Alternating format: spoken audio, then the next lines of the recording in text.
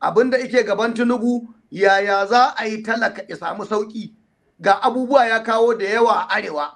Tinubu ne saboda ƙaunar 'yan arewa ya kawo mana ma'aikata guda ta harkar noma wanda an je ƙasashen duniya Brazil sun yadda za su kawo abubuwa da za a samu ƙaruwa ga manya-manyan ayyuka wanda aka kawo Kano Jigawa ta hannun chairman na kwamiti na appropriation. In ka je garin Sulalami da Bamaina ya gyara, in ka je Babura garin Badaru ya gyara, in ka tafi Makarfi lokacin da yi gwamna ya gyara, in ka tafi Katsina Shema ya yi, in ka tafi Masari shi ma ya yi, in ka tafi Radda yana yi. To dan me ku ba za ku zo ku kawo ci gaba ba? Yanzu kamar wannan Professor Usman Yusuf din ne kullun yazo yana sukan Tinubu ina an yi kaza an yi kaza.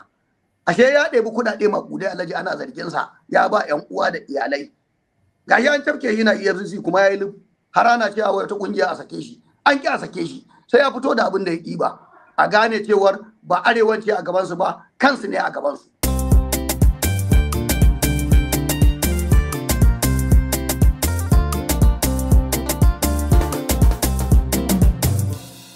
Masu bibiyar DCL Hausa a daidai wannan lokaci muna tare da Honorable Musa Ilyasu Kwankwaso, tsohon kwamishina a jihar Kano kuma jigo a jam'iyyar APC mai mulki a Najeriya.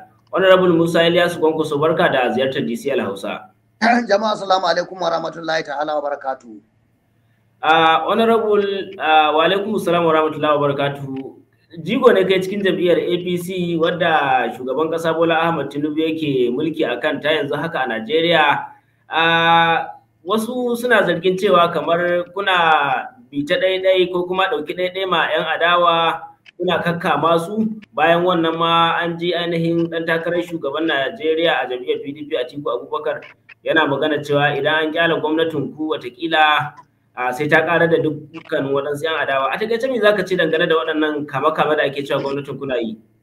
To na farko dai kamar inda ka sani maganar Professor Usman Yusuf da kai da kuma dukkanin manyanmu na arewa wanda daga baya na sha yin bayani ina girmama mutanenmu na arewa. Kuma abin da nake faɗa cewar mu 'yan arewa da muke 'yan shekara 60 babu ɗaya manyanmu da suka riƙe mukamai duk wani mulki da ake ko na demokaradiyya ko na soja na faɗa na kuma faɗa duk 'yan arewa ne suka yi. Na ƙarshen nan ɗan arewa ne yi, Janar Muhammadu Buhari ne ya yi. Duk wani dama da wani abu da ake bayarwa ɗan arewa an yi Abacha namu ne, an yi Babangida namu ne, an yi Abdulsalam ma da ya ba demokaradiyya ɗan arewa ne. To kaga duk wani abu da kake tunanin a yi a cikin mulkin nan da ake na Najeriya in banda Goodluck da ya fito daga ƙasar South sai kuma Obasanjo ɓangaren Yarabawa sai yanzu da aka zaɓi Bola Ahmed Tinubu. To abin da nake faɗa shine kullum mun samu wannan dama shekara aƙalla 40 ko 50 tun daga kansu Shagari duk 'yan arewa ne, wai ba mu haɗa kai ba mu ce ana da matsala ba mu ce wai arewa ana kinta ba, sai da aka zo Tinubun nan aka haɗa aka yi maja da mu da su Malam Ibrahim Shekarau da manya-manyan al'ummai aka haɗe aka yi APC. Duk wannan ɗan arewa bai faɗi cewar da matsala ba. Tinubun nan ya zo ya haɗa kai da Buhari ya kawo gwamnoninsa ya ba da kuɗaɗe aka haɗu aka kori Goodluck Ebele Jonathan a PDP. Buhari ya ci. Duk ɗan Najeriya ya ga irin kuɗi da aka tara da soyayya 'yan arewa da suka yi wajen zaɓen shi Janar Muhammadu Buhari ya yi 8 ya gama, kuma aka ce mulkin nan koma kudu tunda haka muke karɓa Buharin nan da ya gama Tinubu ko shekara bibe ba. 'Yan adawan nan waɗanda ka faɗa daga kansu Profesa da irin su Atikun da su Peter Obi da su waye ba a ma tsaya an fahimce shi ba aka kama adawa. Kuma mun riga mun makara duk abin da ake nema mun samu ba a yi plan din ba a taimaki inda za a zama cewar mun rike kambun namu ba. Sai yanzu ne kuma za mu zo mu rika kuka. To ina so ni in ba da shawara a nan cewar ina tare da 'yan arewa tare muke, kuma ina tare da Bola Ahmed Tinubu, kuma ina da manufa mai kyau a gare mu, shi yasa muke tare da shi. Kuma duk wannan zargi da ake alama ce sun ga ba za su yi nasara ba. Idan da arewa muna da haɗin kai, don me za mu yi ta fitowa takara? Kwankwaso ya fito, Atiku ya fito, waye ya fito, mun ki haɗa kanmu. Ya arewa za ta zo ta yi nasara? Wannan shine abin da yake akwai, shine kuskuren. Su kuma kudu sun haɗa kansu. Saboda haka ina so duk wannan abin da za ka faɗa zargi ne, ganin jam'iyyun sun rushe, ganin ita PDP da matsala a rushe take. Abinda su mafi yawa masu hitowa suna ainihin maganganu kan gwamnatin shugaba Tinubu suke yawan faɗi shine gaskiya ce suke gaya mata cewa ta gyara, wanda suka yi zargin cewa ku na kusa da shugaban kasa Bola Ahmed Tinubu ba ku gaya mashi. Muna gaya masa, domin lokacin da aka cire tallafin mai, ni kaina na fito wannan gidan rediyo naku mai albarka na yi bayani, na ce an cire tallafin mai amma an samu makudan kuɗaɗe an ba gwamnoni. Muka kira da Tinubu ya kawo palliative don a samu sauki na wata 6. Ya fito da tsari na kayan abinci da aka yi ta bayarwa tan aka rarraba jihohi. A ƙarshe ma wasu jihohin mu a nan Kano aka kwashe abincin, sai da aka yi kwamiti ga cewar ba a ba mutane, ana sayarwa, ana ɗebewa, ana sacewa. Aka yi kwamiti a ƙarƙashin Deputy Senate President Barau Jibrin wanda shine abincin ya kai ga al'umma. Menene ba mu faɗa ba? Kuma ciyamomi na local government duk kudaden da ake samu gwamnonin sun rike sun yi ram. Tinubu ya ce ba zai shiga musu wurmi ba, amma yana so kuɗi ije ƙasa. Ka taɓa jin wani gwamna ya fito ya ce wannan tallafi na man fetur a daina yi a dawo da shi tunda suna samun makudan kuɗaɗe? Ka ji wani gwamna ya taɓa wannan? Kin kalaman ka kayi magana cewa kamar jam'iyyun adawa suna fama da rikice-rikice, sai da ana zargin cewa jam'iyyar ku ta APC ita ke komawa gefe tana haso musu wannan wutai saboda ainihin su rikici su rasa inda suka dosa, musamman a zaben da ke tafi na 2027. To ai duk abin da zaka ɗauka yanzu ba ko shekara 2 ba ba saura wata 5. Ka bari wannan shekarar ta ƙare ka san ma da wanda za ka yi. Waye zai fito zai shigo jam'iyyar mu ta APC? Waye kuma zai fita? Dan akwai su da yawa. Saboda haka kaga idan wannan lokacin ya zo sai mu yi wannan magana. Amma dai babu ruwanmu da haɗa wata fitina. Abinda yake gaban Tinubu, yaya za a yi talaka ya samu sauki? Ga abubuwa ya kawo da yawa a arewa. Tinubu ne saboda ƙaunar 'yan arewa ya kawo mana ma'aikata guda ta harkar noma, wanda an je ƙasashen duniya, Brazil sun yadda za su kawo abubuwa da za a samu ƙaruwa. Ga manya-manyan ayyuka wanda aka kawo Kano, Jigawa ta hannun chairman na kwamiti na operation. Ga abin da shi ma Barau ike kawowa na aikace-aikace manya na harkar wuta da abubuwa da yawa. Ga North West Development Commission wanda Barau ne ya kawo aka saka hannu, za ta fara aiki, wanda duk suka shiga cikin wannan ibtila'i za a gina musu gidaje, an ware kuɗi kusan biliyan 600 za ta fara aiki. Duk Tinubu ne ya kawo don a taimakawa al'umman mu ta arewa. To mu yanzu ba za mu zo mu haɗa kai ba 'yan arewa mu mori wannan abin. Lokacin siyasa ya zo nan da shekara 1 sai ka fito ka ce ga inda Tinubu ya gaza, ga kuma inda aka yi ba daidai ba, a fito a gaya wa mutane. Ana magana cewa kamar jagoran ku injiniya Dr. Rabi'u Musa Kwankwaso akwai yiwuwa kuma jam'iyyar ku ta APC din nan. Wani ƙarin haske za ka yi mana? To na farko dai dama Kwankwaso ɗan jam'iyyar APC ne a fakaice, ni na sha faɗa. Amma dai abin da nake faɗa shine ya yi aiki ta ƙarƙashin ƙasa. Lokacin da aka yi zaɓe ya tsaya zaɓe a matsayin jam'iyya ƙarama ba don ya ci ba, don ya lalata kujerarsu a Atiku. Kuma ya lalata PDP, kowa ya gani. Ni abin da nake cewa ko da Kwankwaso zai dawo, to ya kamata mai girma shugaban ƙasa Bola Ahmed Tinubu da Kashin Shatima su san wane ne Kwankwaso. Bakinsa muke ba, ba sukarsa muke ba, amma dai a tuna Kwankwaso ne yana tare da Goodluck Ebele Jonathan a PDP, ya kautar da shi ya dawo, aka zo aka kada shi inda Jan Muhammadu Buhari ya ci zaɓe. Kwankwason nan yana ɗaya daga cikin wanda ilalata PDP ta ɓangaren Atiku. Kwankwason nan yana ɗaya daga cikin wanda ya zo aka yi ƙulla-ƙulla da shi lokacin Buhari, suna rigima da Dr. Abdullahi Umar Ganduje, ya ce ina ƙorafi.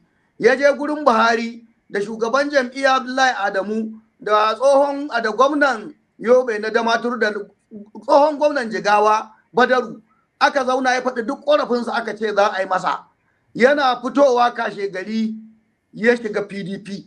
To mu abin da muke cewa bayan wani abu na ƙarƙashin ƙasa wanda muka yi nasara a kotu na abin zaɓe da ta farko da ta apil, aka zo sufurim aka yi wani abu wanda za ta fashe, za ka ji an faɗa daga bakinsu.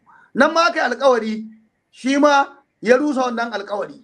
Hankalinsa kuma ya tashi ya ga cewar ita wannan jam'iyya ta mu ta APC a jihar Kano, dukkanin irin su kawu suka bi da alasan 'yan majalisar tarayya sun gudu sun bashi, suna rigima da shi, an ja layi. Sannan sanata Barau Jibrin ya fito yake ta karɓar 'yan kwankwasiya daga kwamishinoni advisors, suna cewa ai wanki ake. A ƙarshe kai ibuga kwankwasa ijuya iga ba shi da kowa ya gudu ya bashi. Dama rigima ce ta sa su kawu suka zo da suka bira alasan, ya ga cewa ba zai nasara ba, yake so ya lallabo kuma ya zo gurin Tinubu ya ce ai yana da gwamna, domin shi gwamnansa ne dama baya so ya bari. Saboda haka ina so shugaban ƙasa isan wannan, ina so sanata Barau da Ganduje ku san wannan a gurin Bola Ahmed Tinubu, kashin ku sani, kusan cewar babu fa abin da ba zai ba.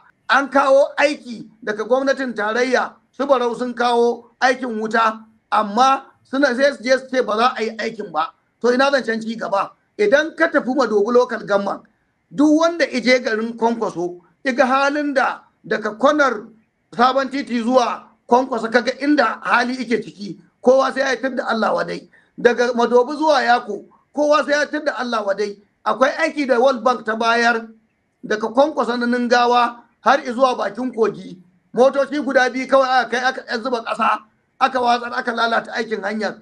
World Bank ne suka kawo kuɗin, mu muka nema bayan mun sauka kuɗin suka zo. Amma duk wannan abu ya lalace, har na ga shi gwamnan ina ɗaga takobi wai zai yaki alzalumai. To muna kiransa, ga zalunci a ƙaramar hukumar Madobi, ga talauci da abubuwa marasa daɗi, ga kuma maƙudan kuɗi, kuma garin ubangidansa ne. Shi ma ya yi aure, ya auri 'yan Madobi. Idan suka je garin Madobi a cikin garari ake konvoy ɗin, sai an samu faci a hanya. Dan Allah Abba ya je ya duba hanyar mu ta Madobi daga Sabon Titi ga inda take, ya tafi Ningawa, ya tafi daga Madobi zuwa Yako. Ita ce burgewa, ita ce siyasa, ita ce demokradiyya, ba a rika zuwa ana gaya mutane magana ba. In ka je garin Sulalami da Bamaina ya gyara, in ka je Babura garin Badaru ya gyara, in ka tafi Makarfi lokacin da yi gwamna ya gyara, in ka tafi Katsina Shema ya yi, in ka tafi Masari shi ma ya yi, in ka tafi Radda yana yi. To don me ku ba za ku zo ku kawo ci gaba ba? Gwamnan Jigawan nan dan Modi ga abubuwan da yake na gaskiya, ya biya aikin baya, ina aiki, ba ni da wata alaka da shi, amma mutumin arziki ne. Da yadda za mu ma sai mu bashi mata a Madobin, sanadiyarta wata mu zo mu samu wannan gyaran idan Kwankwasa ba zai ba. Ko kuma ce Abba Bici su kawo mana ɗauki Madobi, ko Barau ku kawo mana ɗauki Madobi, halin da hanyoyin mu suke ciki. A daina yaudaran mutanen Najeriya ana cewa Kwankwasa jarumi ne mai aiki ne, ina da mutane. Kai ma ka daɗe kana rike da mukamin kwamishina na ayyuka, kuma na kai ni lokacin Malam Ibrahim Shekarau mu muka kai aikin hanya, Kwankwasa izo ya ƙi, muka sake zuwa muna tare da Ganduje, an fara da Kacalawa zuwa cikin garin Kwankwaso. To in ka tafi Kanwa akwai matsala, in banda Malam Ibrahim Shekarau ya kawo daga yan danko, shi ma yi wata kilomita 5 ko 6, mun gode lokacin da sanata. Amma dai har yanzu wannan gurin tsakanin Garu Kanwa a cikin garari ake, tsakanin Ningawa a cikin garari ake, tsakanin Madobi zuwa Yako a cikin garari ake, tsakanin Rikadawa inda ya je a constituency yi masallaci ba ma gama ba, amma dai an ce an buɗe. Ita ma hanyar tunda ne chairman na yi ta, to ni ai duk abin da zan yi na yi, domin ba gwamna na yi ba, kwamishina na'i ne. Na yi ƙoƙari, Shekarau ya kawo, na yi ƙoƙari, Ganduje ya kawo, amma Kwankwasa uban gwamna ne. Gwamnan nan kuma yana auren 'yan Madobi, 'yar Kwankwaso. To a kawo mana ɗauki, a taimake mu, a daina barazana ana cewa ana aiki. In ka je garin akwai takaici, akwai baƙin ciki. Da wani abu zai faru wanda zai je ki zauna a garin, duk wani babba da zai zo garin a ce an je ganin jagora, abin ba za a ji daɗi ba. Wannan shine kiran mu, ba ido muke a rufe ba. Jami'a kuma ya dawo itarar da mu, muna tare da shi, amma dai ba zai zo don biyan bukata a ce za a kwace a waɗanda suke da mutane takara ba a ce a baki, wannan babu ita. Ya dawo, dama na Tinubu ne, yaransa ne, ya ci gaba da karɓa abin da zai karɓa, jam'iyyar mu ɗaya da shi, ko me za a yi ma ba bakin ciki, kuma za mu girmama shi idan ya ci gaba da girmama iyayen gidanmu. Wannan shine abin da yake akwai a takaice. Wannan Rabu Musa Ilyasu Kwankwaso, kafin mu wuce bari mu tsaya dai kan madobin nan. Kai ma fa ana zargin cewa kamar sai ka shekara ma baka je madobin nan ba. Wai madobi ma ai wannan garin mu ne. Idan na shekara ɗaya ban je madobi ba, Kwankwaso kuma shekara 10 yake baya zuwa. Waye gaba tsakanin ni da shi? A taimaki al'umma, a yi musu aiki. Kan ma ka taimake mu, taimaki ma 'yan Kwankwasiya. Su daina da kwanjan hular, su samu jin daɗi. Daɗi nake ji, ni ba mai hasada ba ne. Wannan Rabu Musa Ilyasu Kwankwaso, idan muka dan matsa gaba, kamar akwai inda ake magana cewa sanata, kamar an yi zargin cewa kamar jihar Kano din nan da ita ce taku, kuma duk abin da aka tashi za a ce jihar Kano ita ce farko. Amma akwai masu zargin cewa sanata Barau Jibrin din nan kamar ya fake da guzma ne, yana harbin karsana. Akwai abubuwa da dama da ke tasowa na barazana ga jihar Kano. Ana zargin cewa kamar shi ne. Wallahi wannan tsoro suka yi, sun firgita da Barau. Shi yasa 'yan Kwankwasiya suka cinna masa Jafar. Kar ka manta irin sharin da Jafar yi, har yanzu ina Ingila, sai dai ya rika yin abu daga can. Ba zai iya zuwa ba domin ya san camke shi za a yi. Saboda haka Barau ai ya fi karfinsa. Kuma Bola Ahmed Tinubu ya san waye Barau. Ya san irin abin da yake na ci gaba. Ya san irin abubuwan da yake kawowa na alkhairi a jihar Kano. Wannan shine abin da yake akwai. Kuma duk mutumin da ya ɗaukaka, ai sai an ba wannan sharrin. Saboda haka abin da itaki idan da zuba masa, Jafar ko me za ka faɗa, ka riga ka makara. An ganka, an gane ka. Yanzu kama wannan Profesa Usman Yusuf ɗin ne. Kullum ya zo yana sukan Tinubu, ina an yi kaza. Ashe ya ɗebi kuɗaɗe maƙudai Alhaji, ana zarginsa ya ba 'yan uwa da iyalai. Gashi an cafke shi na EFCC kuma ya yi har ana cewa wata ƙungiya a sake shi. An ƙi a sake shi, sai ya fito da abin da ya ɗiba. A gane cewar ba arewanci a gabansu ba, kansu ne a gabansu. In kai wannan magana sai wani ya ce watakila ko baka kishin dattawan arewa. Ayo wannan kuma waye, ni ma ai ta yan Rufa'i ya ce dan shekara 63 ne ya zama dattijo, to ni ban kai ba. Amma ni ma na zama matashin dattijo. Muna ciki 'yan arewa ne mu, ko muna kishin arewa. Amma dai ba za mu zo kana da kashi a gindi ba kuma ka zo kana surutu, kana cewa wani yayi kaza. Karshe mu dan koma baya, shi wannan dan jarida da kai magana, kwararren dan jarida ne ho, kana ganin cewa ba zai kwanshi ba sai da zakara. Ni ba to ba sai ya zo ya faɗa ba da hujjarsa. Ina ro ai ya taba yi. Me yasa da aka yi shi ƙara akan abin da yi wa tsohon gwamnan jihar Kano ya gudu? Alhaji ka manta demokradiyya ce, yarfa ne, lalatawa ne, kuma na ce da Barau ci gaba da karɓar 'yan Kwankwasiya. Yi gangami ka tara su a Kano, ka gayyato Tinubu ya zo iga al'umma, isan cewar Kano ta jam'iyyar APC ce. Duk wanda ya karɓa ya zo i babban biki, tara 'yan jarida a ga gaskiya, a san cewar jam'iyyar APC ita ke da mutane a jihar Kano. Wannan kuskure da aka samu, da aka ɓata wa suka koma gurin Kwankwaso, duk sun kauce ba sa tare da shi. Gashi ya lalata kasuwanci, an rushe abubuwa. Ƙarshe wani sako ka ga 'ya'yan jam'iyyar APC? Sako na ga al'ummar jihar Kano da Najeriya, a ci gaba da yawa Tinubu addu'a. Kuma jihar Kano, Barau kada ka damu da wannan abin da ake yi, ƙoƙari a ci gaba da haɗa kai da dukkanin jagorori, ga ka, ga Baba Ganduje, ga Abba Bichi, ga sauran ministoci da sauran jagorori, ku haɗa kai da 'yan takarkarinmu na gwamna da mataimaki, a haɗa kai baki ɗaya a dunkule, mu zo mu karɓi mulkinmu na jam'iyyar APC, a ci gaba da yawa al'umma watan abubuwa na daɗi, kuma a zaɓi Bola Ahmed Tinubu a 2027. DCL Hausa.